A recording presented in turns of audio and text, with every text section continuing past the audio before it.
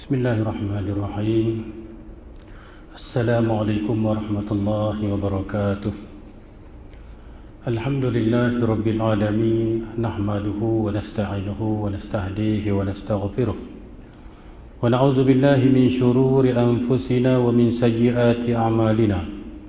Man yahdihillahu fala mudilla lahu wa man yudlil fala hadiya lahu.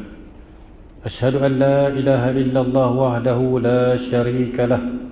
وأشهد أن محمدًا عبده ورسوله. اللهم صل على سيدنا محمد عبدك ورسولك النبي الأمي وعلى آله وصحبه وبارك وسلم. سبحانك لا علم لنا إلا ما علمتنا إنك أنت العليم الحكيم. رب اشرح لي صدري ويسر لي أمري واحلل عقدة من لساني يفقهوا قولي.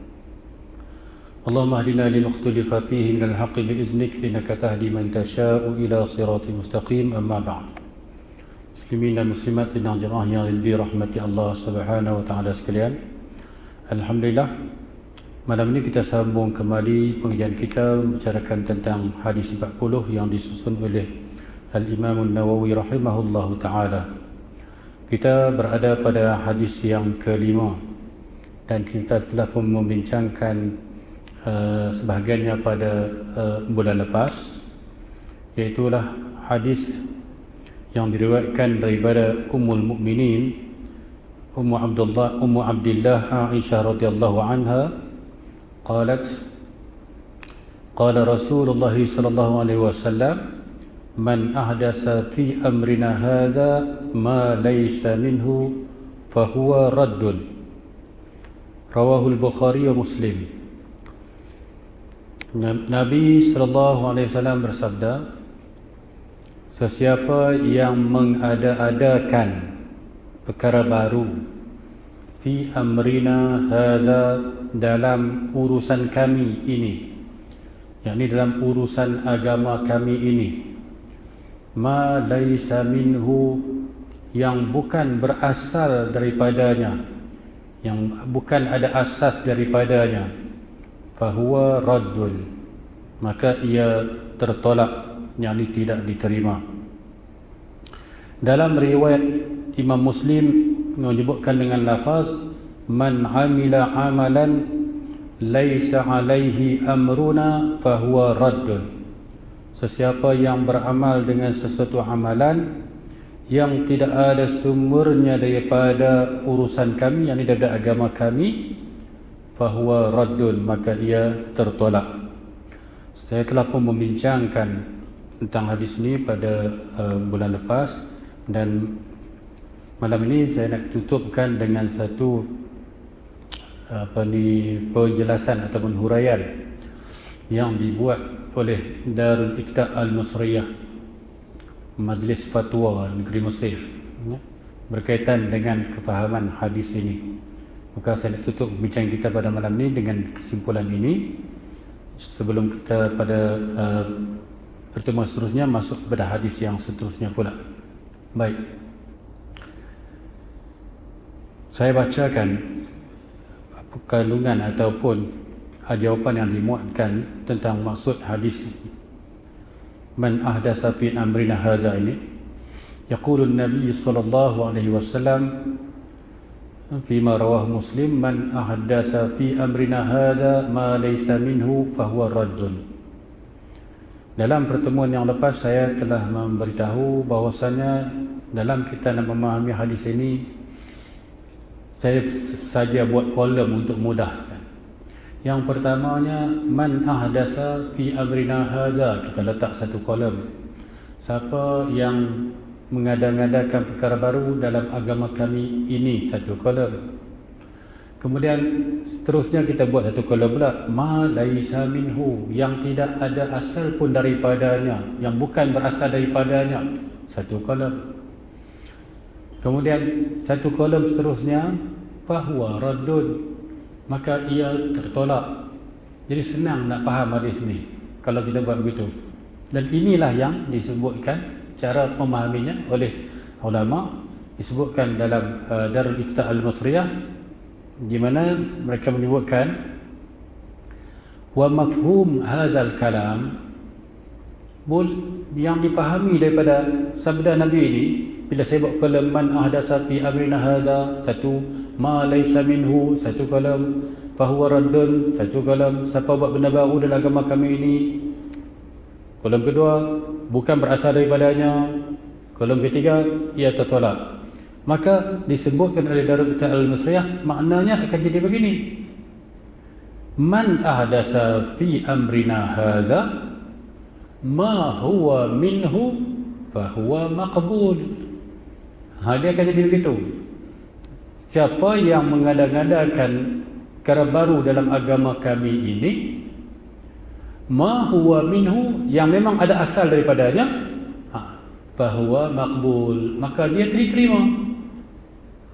Yang hadis asal menyebutkan siapa mengadakan perkara baru tidak ada asal, maka dia ditolak. Maknanya siapa mengadakan perkara baru yang ada asalnya, maka dia diterima. Baik. Inilah yang disebutkan mafhum hadzal kalam an-nabawi al-baligh, man ahdasa fihi ma huwa minhu fahuwa maqbulun tamaman. Maka inilah yang dicontohkan sebagaimana kama fa'ala Sayyiduna Utsman radhiyallahu anhu fil adzan tsani yaumil jumu'ah. Inilah contohnya sebagaimana yang dilakukan oleh Sayyidina Utsman bin Affan radhiyallahu taala anhu, di mana mereka beliau telah pun mengadakan satu perkara baru yang di zaman Rasulullah sallallahu alaihi wasallam tak buat. Apa dia yang dilakukan oleh beliau? Iaitulah mengadakan 2 kali azan pada hari Jumaat. 2 kali azan pada hari Jumaat.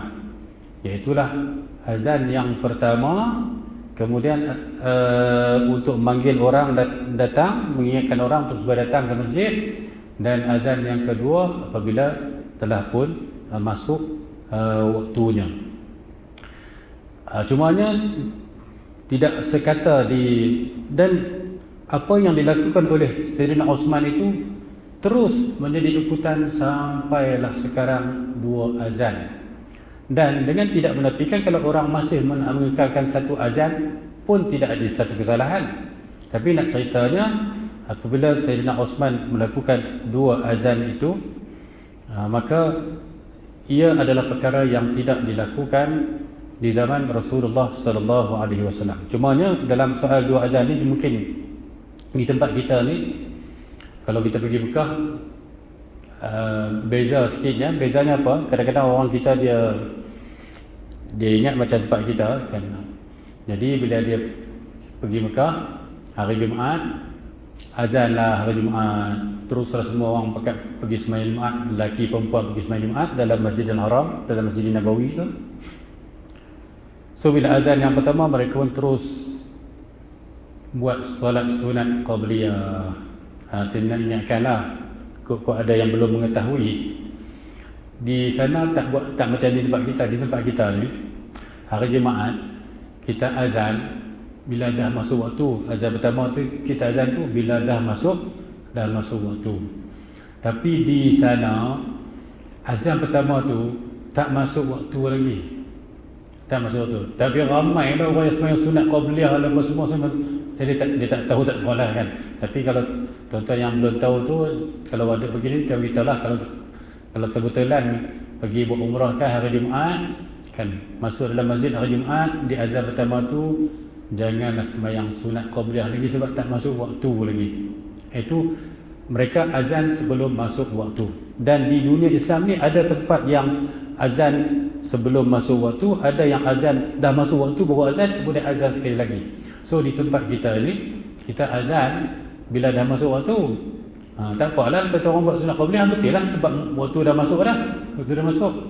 Lepas tu azan sekali lagi bila khatib naik mimbar di tempat kita.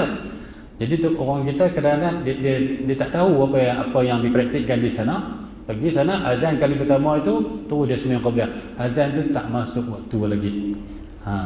Dan di sana pula mungkin mereka mazhab Hanbali, kalau tidak saya mereka tidak ada qabliyah Jumaat. Mereka tidak ada qabliyah Jumaat. Itu masalah fiqh, bukan masalah yang perlu diperdebatkan, dibantahi. Itu kita hormatilah beza mazhab. Mereka tidak ada qabliyah Jumaat. Oleh kerana itu, bila mereka azan kali yang kedua itu, memang khatib dah terus mimbar khutbah terus. Khatib terus khutbah terus. Kan? Jadi maknanya kalau kita yang memahami duduk perkara yang sebenarnya, memang tak sempat kita nak buat qabliyah lah di sana. Sebab dalam mazhab kita Imam Syafi'i memang ada sunat qabliyah Jumaat. Dalam mazhab mereka tak ada qabliyah Jumaat, tak apa lah tu. Tapi kita kalau kita pergi sana tak ada peluang lah kalau kita nak buat qabliyah. Ni masalah fiqh. Masalah fiqh ni kita kena faham. Yang dikatakan solat sunat qabliyah tu, kita kena tahu waktu dia bila mula dan waktu dia bila akhir. Yang kita sunat qabliyah tu. So solat sunat qabliyah itu bermula waktunya ialah apabila masuk waktu solat itu. Itu solat sunat qabliyah. Dan masuk waktu solat itu dan berakhir waktunya iaitulah apabila habis waktu solat tu. Jangan terkeliru lah. Kadang kita mungkin salah faham. Masuk sunat qabliyah itu mula waktunya ialah apabila masuk waktu solat, dan akhir waktunya ialah bila buat solat fardu. Bukan macam tu. Tapi itu afdal. Sebab itu contohnya katakanlah kita ni tengah berkuliah di sini, tiba-tiba ada keperluan kuliah itu dilanjutkan panjang sikit. Bila habis kuliah, bagi contoh, insyaAllah lah saya akan habiskan cuba waktunya lah kan. Bila habis lewat sikit, orang dah bila dah iqamah, jadi tak sempat kita nak sembahyang qabliyah. Kita tidak lagi luput sembahyang qabliyah itu, dan sembahyang qabliyah kita itu masih lagi ada dalam waktunya. Kita boleh buat selepasnya. Sebab habisnya waktu solat sunat qabliyah bukan dengan habisnya solat itu, tetapi dengan habisnya waktu. Jadi kalau kita pergi Mekah lah, kalau tuan-tuan dah tahu begitu, hari Jumaat bila masuk Masjidil Haram ke atau Masjid Nabawi ke, bila azan yang pertama tu, kalau kita baru masuk tu sembahyang sunat tahiyatul masjid lah, bukan sembahyang sunat qabliyah. Sebab waktu zuhur, waktu Jumaat belum masuk lagi di Mekah, di azan pertama tu. Bila dia azan kedua, itu maknanya barulah masuk waktu, tetapi dia terus khutbah. Sebab pada mereka tidak ada sunat qabliyah. So kita tak apa lah, kita terus duduk dengan khutbah lah, tak apa. Dan kita kata, misal sunat qabliyah, dah khutbah dah baca dah, kita ada solat sunat itu masjid dah. Nanti kalau nak buat qabliyah boleh je. Kita nak buat selepas solat fardu Jumaat tadi, boleh kita buat solat sunat qabliyah. Jadi dalam fiqh mazhab Syafi'i ini, qabliyah dan ba'diyah, solat sunat qabliyah dan ba'diyah tu kita boleh buat sama ada kita buat qabliyah dahulu, kemudian sembahyang fardu di tengahnya, kemudian buat ba'diyah selepasnya. Ataupun boleh juga kalau kita nak kumpulkan qabliyah dan ba'diyah tu, kita buat selepas daripada solat fardu itu, kita buat berasing-asingan, buat sunat qabliyah dulu, kemudian buat sunat ba'diyah pula. Ataupun kita gabungkan sekali qabliyah dan ba'diyah itu dalam satu salam saja pun boleh juga. Itu efek. Cumanya memanglah yang afdalnya kalau qabliyah tu kita buat sebelum kita sembahyang fardu, itu memang itulah yang afdal. Tapi dari sudut keharusan dan belum lagi keluar waktu, kalaupun terpaksa buat selepas sembahyang fardu itu pun, itu masih lagi qabliyah yang tunai, bukan qada. Ya. Baik. Balik itu. Baik, azan bila sebut itu Sayyidina Uthman bin Affan radhiyallahu anhu, maka dia melakukan azan 2 kali. Dialah yang perintis melakukan azan 2 kali pada hari Jumaat, di mana sebelum itu zaman Sayyidina Umar, Sayyidina Abu Bakar dan zaman Rasulullah SAW, azan hanya sekali sahaja. Baik. Wal ulama yuqassimuna al bid'ah ila aqsam, dan para ulama membahagikan bid'ah itu kepada beberapa bahagian. Faminha al-mubahah, wa minha al-mustahabbah, wa minha al-muharramah, wa minha al-makruhah, wa minha al-wajibah.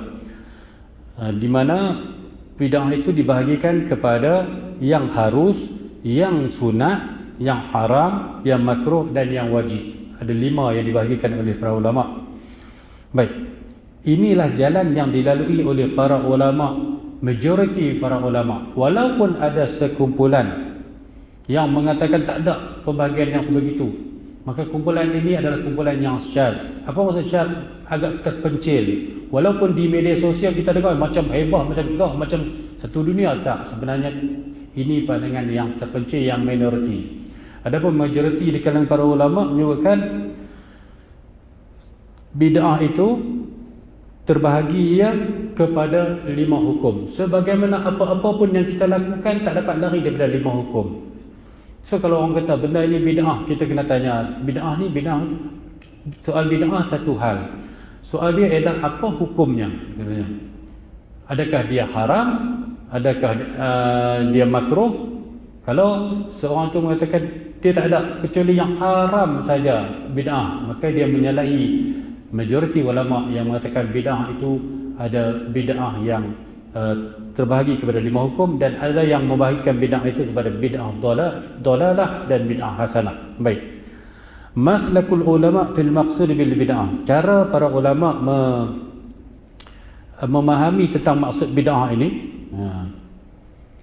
iaitulah ada 2 cara yang dilantasi oleh para ulama. Yang pertamanya, cara yang dipilih oleh Al-Imam Al-Aiz ibn Abdul Salam. Al-Imam Al-Aiz ibn Abdul Salam, di mana beliau mengatakan, menganggap ma lam yaf'alhu Nabi sallallahu alaihi wasallam bid'ah. Sebenarnya bid'ah itu ialah benda yang Nabi tak buat. Clear. Nabi tak buat. Dan beliau qassamaha ila ahkam, tapi dia bahagikan kepada beberapa hukum. Memang Nabi tak buat, tapi dibahagikan kepada beberapa hukum. Dalam kitabnya Qawaidul Ahkam fi Masalihil Anam, kata beliau, al-bid'ah fi'lu ma lam yu'ad fi asri Rasulillah sallallahu alaihi wasallam. Bid'ah itu perkara yang tidak, perbuatan yang tidak dilakukan pada zaman Rasulullah sallallahu alaihi wasallam. Wa hiya munqasimah ila bid'ah wajibah wa bid'ah muharramah yang saya sebutkan tadi. Mana ini pendekatan yang diambil oleh Al-Imam Al-Aiz ibn Abdis Salam. Baik. Ini juga yang dinyatakan, yang diperkukuhkan oleh Al-Imam Al-Hafiz Ibn Hajar Al-Asqalani dalam kitab Fathul Bari, di mana beliau menyebutkan wa kullu ma lam yakun fi zamanihi yusamma bid'atan. Kata Al-Hafiz, Imam Al-Hafiz Ibn Hajar Al-Asqalani, setiap yang memang tidak dilakukan pada zaman baginda sallallahu alaihi wasallam yusamma bid'atan, dinamakan bid'ah. Lakin minha ma yakunu hasanan wa minha ma yakunu bi khilafi zalik. Akan tetapi antaranya ada yang baik dan antaranya menyalahi yang demikian, maknanya yang tidak baik.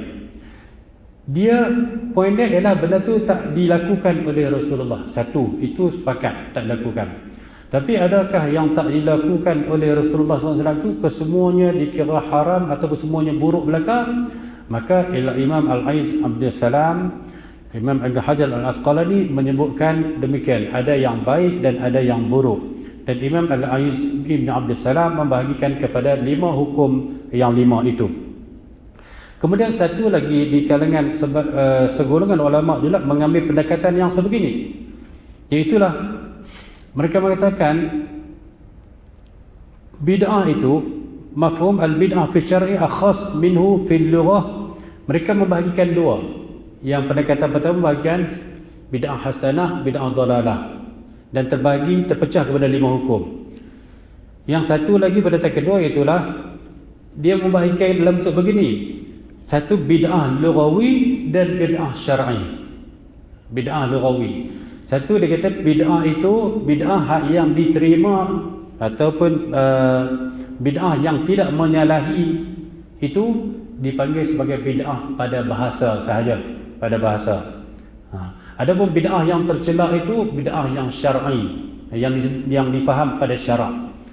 Perbezaannya hanya pengungkapan pengungkapan bahasa saja, pengungkapan meletakkan istilah itu saja, tapi pengertiannya tetap sama juga. Tetap sama juga. Wa fil haqiqati fa innal maslakaini ittafaqa. Kedua-dua cara pendekatan ini pada hakikatnya ittafaqa, bersependapat ala haqiqati mafhumil bid'ah al-mazmumah syar'an, tentang hakikat mafhum bid'ah yang tercela pada syarak itu. Semuanya sepakat, iaitulah yang tidak ada asasnya daripada agama ini. So sekarang ni kita tengok, maknanya yang sepakat bahasanya bid'ah tu Nabi tak buat. Tapi kalau ada asasnya boleh. Mengapa ada asasnya boleh? Sebab yang kita katakan bid'ah tu difahami yang Nabi tak buat saja. Habis tu yang Nabi cakap, yang Nabi puji tapi Nabi tak buat, macam mana pula? Itulah yang dimasukkan benda yang ada asasnya. Mana buat benda baru, buat benda yang Nabi tak buat, tapi ada sokongan daripada Nabi sendiri. Contoh macam saya bagi tahu dalam pertemuan yang lepas kan. Contohnya kita baca Quran beramai-ramai, duduk dalam satu lingkaran. Tak kira lah kita baca Yasin ke, baca surah Kahfi ke, baca apa surah sekalipun lah, baca ramai-ramai. Macam kita bertadarus pada bulan Ramadan kan, duduk halaqah ramai-ramai itu kan. Jadi kalau orang minta kita tunjuk, ada tak Nabi pernah buat begini, duduk ramai-ramai baca Quran ramai-ramai begini? Tak jumpa. Jadi maknanya sepakatlah maknanya lam yu'ad fi asr Rasul, benda tu tak berlaku, tak dibuat pada zaman Rasul, tak dibuat juga oleh Rasulullah sallallahu alaihi wasallam. Tetapi adakah dia laisa minhu, bukan daripadanya? Maka kita tengok, ada tak sumber-sumber yang ada sokongan daripada syarak ini yang sama ada memuji ataupun tidak menghalangnya? Maka kita jumpa daripada sabda Rasul sendiri. Sabda Rasulullah sallallahu alaihi wasallam yang menyebutkan, majtama'a qaumun fi baitin min buyutillah yatluna kitaballah wa yatadarasunahu fima bainahum illa nazalat alaihimur rahmah, nazalat alaihimus sakinah wa ghashiyatuhumur rahmah wa haffathumul malaikah ila akhiril hadis. Maka ada hadis yang Nabi SAW menyebutkan, kalau mana-mana orang, mana-mana kumpulan yang mereka itu berkumpul di dalam rumah Allah Subhanahu Wa Taala, kemudian mereka yatluna kitab Allah, mereka membaca kitab Allah, wa yatadarasunahu fima bainahum, kemudian bertadarus sama mereka, illa kata Nabi, nazalat alaihimus sakinah, akan turunlah ketenangan kepada mereka. Wa ghasyiyatuhumur rahmah, mereka akan diliputi oleh rahmat Allah Subhanahu Wa Taala, dan wahafathumul malaikah, malaikat akan mengelilingi mereka. Maka itu menunjukkan puji-pujian oleh Nabi kepada orang yang melakukan sedemikian. Tapi Nabi tak buat. Nabi tak buat. Maka tiba-tiba ada satu kumpulan dia buat, mari kita berhimpun ramai, kita baca Quran dan sebagainya. Maka mereka melakukan benda yang Nabi tak buat. Tetapi ada tak asas daripadanya yang kita katakan man ahdasa fi amrina hadza ma laysa minhu? Adakah dia termasuk ma laysa minhu, ia bukan daripada agama ini? Tak boleh kata sebab ada hadis. Maka tentulah ia termasuk dalam pengertian ma huwa minhu. Berarti man ahdasa fi amrina hadza, siapa buat benda baru dalam urusan agama kami ini, ma huwa minhu, yang memang dia ada asasnya daripada agama ini, fahuwa, bukan raddun, fahuwa maqbul, maka dia akan diterima. Itulah yang disebutkan oleh Darul Ifta Al-Musriyah, cara memahami hadis yang kita sebutkan tadi. Jadi maka dalam hal ini apabila ada asasnya, itulah yang menyebabkan tidak boleh dipahami secara mutlak bahawasanya sebagaimana yang Nabi SAW menyebutkan, kullu bid'atin dalalah, setiap yang bid'ah itu dalalah, sesat. Maka sebagian orang memahami secara literal satu itu saja, setiap yang bid'ah itu sesat. Habis itu kita nak letak di mana puji-pujian Nabi kepada orang yang melakukan perkara yang Nabi sendiri tak buat. Macam yang lepas saya sebut, Nabi puji apa? Nabi puji puasa terbaik apa dia? Puasa Nabi Daud. Tapi Nabi buat tak puasa Nabi Daud? Itulah puasa sehari berbuka sehari, puasa sehari berbuka sehari, puasa sehari buka sehari. Tapi Nabi tidak melakukan begitu puasa Nabi. Tapi Nabi kata sebaik-baik puasa ialah puasa puasa Nabi Daud. Maknanya tak dibuat oleh Nabi. Kemudian kalau ada orang lain buat, maka dia adalah berasal daripada Nabi sallallahu alaihi wasallam juga. Baik. Qala Hujjatul Islam Abu Hamid Al-Ghazali radhiyallahu anhu. Berkata Hujjatul Islam Imam Abu Hamid Al-Ghazali rahimahullah radhiyallahu taala anhu dalam kitab Ihya Ulumuddin, laisa kullu ma ubdi'a manhiyan anhu. Bukanlah semua perkara yang diada-adakan itu semuanya dilarang, bukan begitu. Balil manhiyu anhu bid'atun tudaddu sunnatan sabitah. Bahkan yang dilarang itu ialah bid'ah bercanggah dengan sunnah yang telah sabit. Bercanggah. Wa tarfa'u amran min asy-syar'i, dan dia mengangkat perintah daripada syarak, mana bercanggah dan berlawanan dengan perintah syarak. Maka itu yang disebutkan oleh Imam Al-Ghazali. Maka contoh saya buat tu yang saya sebutkan tadi mudah tuan-tuan nak faham. Maknanya itulah contoh yang saya nampak lebih mudah, iaitu dalam majlis zikir, kita berzikir ramai-ramai itu, maka Nabi tak buat. Tetapi kalau ikut cara Imam Ghazali, dia kata dia kalau nak dikatakan dia itu dilarang, mestilah dia bercanggah dengan sunnah. Sekarang dia bercanggah tak dengan sunnah? Sunnah yang qauli tak ada, tapi sunnah fi'li tak ada. Sunnah qauli, sunnah perkataan ada, Nabi sebut, bahkan Nabi memuji. So bila Nabi memuji, tidaklah boleh kita mengatakan bid'ah sembrono secara umum, asalkan Nabi tak buat, semuanya bid'ah, semuanya dikira sebagai muharramah. Itu bukan cara yang dipahami oleh majoriti ulama. Wa qad naqala al-Imam an-Nawawi rahimahullah an sultanil ulama al-Imam Izzuddin an sultanil ulama al-Imam Izzuddin Ibn Abdussalam zalika. Imam Nawawi juga menukilkan pendapat yang sedemikian itu daripada Imam Izzuddin yang kita sebutkan tadi. Dia digelarkan dengan gelaran Sultanul Ulama, mana ketua segala ulama, sultan kepada ulama-ulama besar, alim besar. Faqala fil azkar, maka kata Imam Nawawi dalam kitab al-azkar, qala asy-syaikh al-imam al-mujma' ala jalalatihi wa tamakkunihi min anwa'il ulum wa bara'atihi. Telah berkata oleh Syekh Al-Imam yang disepakati tentang kehebatan keagungannya dan penguasaannya dalam pelbagai ilmu, iaitulah Abu Muhammad Abdul Aziz Ibn Abdus Salam, Abu Muhammad Abdul Aziz Ibn Abdus Salam rahimahullah ta'ala wa radhiya anhu, dalam akhir kitab Al-Qawaidnya, al-bid'ah munqasimah ila wajibah wa muharramah wa mandubah wa mubahah. Bahawasanya bid'ah itu terbahagi kepada yang wajib, yang haram, yang sunat, dan yang harus serta yang makruh.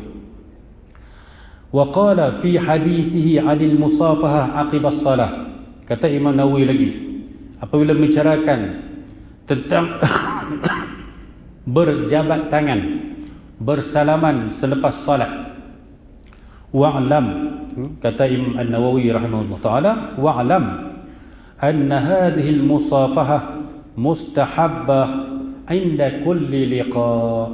Bahwasanya berjabat tangan itu disunatkan, mustahab, disunatkan atau digalakkan setiap kali kita berjumpa. Kita berjumpa siapa-siapa pun di kalangan orang muslim, orang Islami, kita amat dianjurkan untuk memberikan salam. Dan selain daripada memberi salam, kita juga dianjurkan untuk berjabat tangan, bersalaman. Maka bersalaman itu adalah hadis yang menyebutkan bahawasanya tidaklah bertemu dua orang muslim lalu mereka itu fayatasafahani, apabila mereka berjabat tangan, melainkan gugurlah dosa-dosa mereka daripada tangan mereka itu. Itu yang adalah hadis menyebutkan sedemikian. Maka hadis itu menyebutkan secara umum, tidaklah disebutkan dikaitkan di manakah mereka bertemu dan mereka berjabat tangan. Di rumah ke, di luar rumah ke, di pejabat ke, di jalan ke, tak disebutkan. Maka Nabi SAW menyebutkan secara umum bahwasanya apabila dua orang muslim mereka berjumpa dan mereka berjabat bersalaman, maka gugurlah dosa daripada tangan-tangan mereka itu, gugur dosa mereka. Maka atas sebab itulah apabila berlaku sekumpulan manusia mereka berjabat tangan pada tempat-tempat yang tertentu, seperti mereka bersalaman atau berjabat tangan setiap kali selepas salat, dan ini memang berlaku, sehingga akan dimuatkan dalam kitab para ulama, di mana wama ya'tadahu an-nas, kata Imam An-Nawawi, apa yang biasa dilakukan, maka Imam An-Nawawi merujukkan apa yang biasa berlaku pada zamannya, minal musafahah ba'da salatai as-subhi wal asri, iaitulah manusia biasa bersalam-salaman, berjabat tangan selepas daripada solat subuh dan solat asar. Ini pada zaman mereka dan di tempat mereka jadi satu tradisi. Mereka kalau selepas solat subuh mereka bersalaman. Tapi di tempat kita ini setiap solat, tak kira solat subuh, solat tak kisahlah tu, kan. Jadi kata Imam Nawawi, fala asla lahu fi syar'i ala hadzal wajhi, atas bentuk yang sebegini, iaitulah selepas solat subuh, selepas solat asar tu memang tak ada asalnya dari sudut syarak. Dalil yang secara khusus menyebutkan selepas solat tu memang tidak ada asalnya. Lakin la ba'sa bihi, kata Imam Nawawi lagi, akan tetapi itu tidak menjadi kesalahan. Fa inna aslal musafahah sunnah, kerana dalil asal musafahah itu memang sunnah. Yang saya sebutkan tadi dalam hadis ada Nabi SAW menyebutkan yang mafhumnya, apabila dua orang mukmin mereka itu bertemu lalu mereka berjabat salam, berjabat tangan, maka gugurlah dosa daripada kedua-dua tangan mereka itu. Maka ini asal sunnah. Asal sunnah tak mengaitkan dengan pada mana-mana waktu, tidak juga mengaitkan pada mana-mana tempat. Wa kaunuhum, kata Imam An-Nawawi lagi, wa kaunuhum hafazu 'alaiha, keadaan manusia yang mereka itu pegang sunnah itu hanya pada sebahagian keadaan saja. Nabi sebut umum. Nabi bukan kaitkan waktu lepas sembahyang. Nabi sebut umum. Tetapi ada sekumpulan manusia yang mereka gunakan sunnah itu hanya pada sebahagian keadaan sahaja. Seperti mereka gunakan sunnah itu lepas sembahyang saja. Wa faratu fiha fi katsiri minal ahwal, dan wa faratu fiha fi katsiri minal ahwal atau aksariha, sementara dalam keadaan-keadaan yang lain banyak mereka cuai daripada menjalankan sunnah itu. Sepatutnya sunnah ini dipraktikkan pada mana-mana tempat pun. Jumpa kat pasar, jumpa jabat salam, jumpa di jalan jabat salam, jumpa di mana-mana berjumpa salam. Tiba-tiba sekumpulan manusia itu hanya mengkhususkan bila jumpa lepas sembahyang saja baru nak jabat salam. Lepas itu tak jabat salam lagi. Maka kata Imam Nawawi, keadaan manusia yang menyempitkan sebegitu, hanya menghadkan kepada satu tempat tertentu sahaja, la yukhriju zalikal ba'du, tidaklah menyebabkan sebahagian kecil keadaan yang mereka peruntukkan untuk mengamalkan sunnah itu, tidaklah menyebabkan ia terkeluar an kaunihi minal musafahah allati warada syar'u bi asliha, taklah menyebabkan ia terkeluar daripada berjabat salam yang ada asalnya daripada syarak. Maknanya kita berjabat salam cuma selepas sembahyang, tempat lain kita tak berjabat salam kecuali sedikit saja, kan. Eloknya tak mana-mana pula, kan. Jadi sebagian orang dia hanya mengkhususkan begitu. Walaupun dia mengkhususkan begitu, maka tidak terkeluar daripada maksud umum anjuran berjabat salam yang disebutkan dalam hadis Rasulullah sallallahu alaihi wasallam. Jadi kita bagi laluan pada azan, dan lepas tu saya akan sambung sedikit saja, insya-Allah.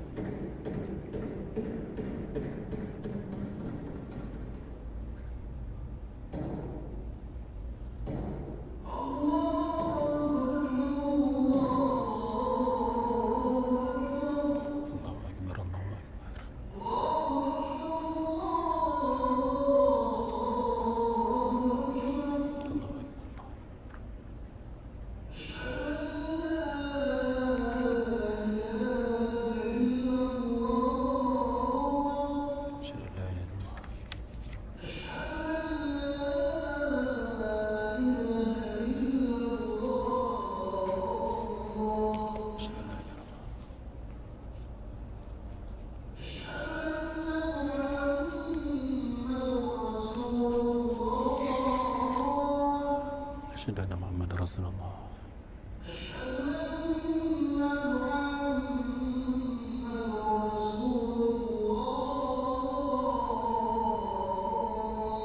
Asyhadu anna Muhammadar Rasulullah.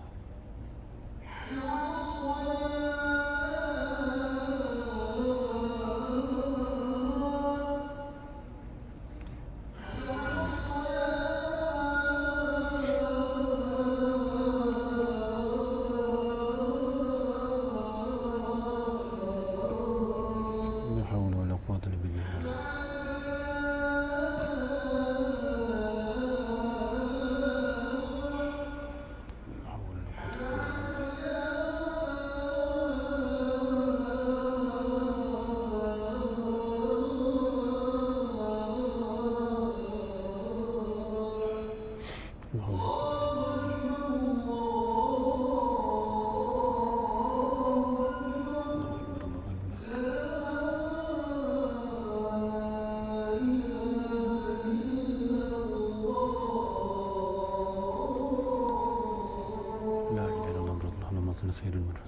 رب هذه الأرض والصلاة يأتي محمد الوسيلة الفضيلة بعشرك محمد زوجة إنك لا تغفر وصلى الله وسلم على سيدنا محمد وعلى آله وصحبه. Baik, saya tutup dengan apa yang disebutkan Al-Imam Ibnul Asir dalam kitab An-Nihayah fi Gharibil Hadis. Katanya al-bid'atu bid'atani, sama juga bid'ah itu ada dua, bid'atu hudan wa bid'atu dhalal, bid'ah petunjuk dan bid'ah sesat. Bagaimana mengecaminya? Fama kana fi khilafi ma amara Allah bihi wa rasuluhu sallallahu alaihi wasallam fa huwa fi hayzid dhimmi wal inkar. Maka bid'ah yang katakan sesat itu dia bercanggah dengan apa yang Allah dan Rasulnya perintahkan. Bercanggah, tak ada langsung perintah, tak ada langsung isyarat, tak ada langsung pujian daripada Rasulullah sallallahu alaihi wasallam, ataupun tidak ada langsung petunjuk yang membenarkan daripada Rasulullah sallallahu alaihi wasallam. Wama lam yakul wama kana waqi'an tahta umumi ma nadaba ilaihi wa hadda alaihi Allah aw rasuluhu fa huwa fi hayyil madhi. Maka yang dikatakan bid'ah yang tak dibuat oleh Rasulullah SAW itu, kalau ia termasuk di dalam keumuman apa yang dianjurkan, Nabi anjur tapi Nabi tak buat, macam tu lah kan, tadarus, baca Quran ramai-ramai, ada anjuran daripada sabda Nabi tapi Nabi tak buat. Baik, kemudian bersalaman yang saya sebut tadi, ada anjuran daripada Nabi SAW dan Nabi dibuat, cumanya perbuatan skop kepada tempat-tempat tertentu seperti tempat semayang dan sebagainya itu, maka itu mungkin kita tak jumpa kata satu perbuatan yang dilakukan oleh Rasulullah selepas daripada solat. Tapi ada anjuran dan ada puji-pujian bagi orang yang bersalaman itu. Maka apa yang termasuk dalam keumuman, apa yang digemarkan ataupun dianjurkan ataupun dikisah oleh Allah dan Rasulnya, maka dia termasuk dalam batasan yang terpuji. Kenapa? Kerana Nabi SAW ada menyebutkan dalam hadis baginda, man sanna sunnatan hasanatan kana lahu ajruha wa ajru man amila biha. Sesiapa yang mensunnahkan satu sunnah yang baik, maksud dia mensunahkan satu sunnah yang baik ini, dia mempelopori, dia merintis satu perkara yang baik, mana dia orang yang awal melakukannya, kemudian kana lahu ajruha, maka untuknya pahalanya, dan wa ajru man amila biha, dan pahala orang yang beramal dengannya. Oh, mungkin orang kata itu bukan bid'ah, itu sunnah, merintis sunnah. Yalah, Nabi sebut dengan perkataan sunnah ini maknanya merintis, dia yang mendahulu melakukan perkara itu, walaupun perkara itu perkara yang tidak dilakukan oleh Rasulullah SAW secara realitinya, tetapi ia adalah benda yang baik. Nabi kita sanna sunnatan hasanah.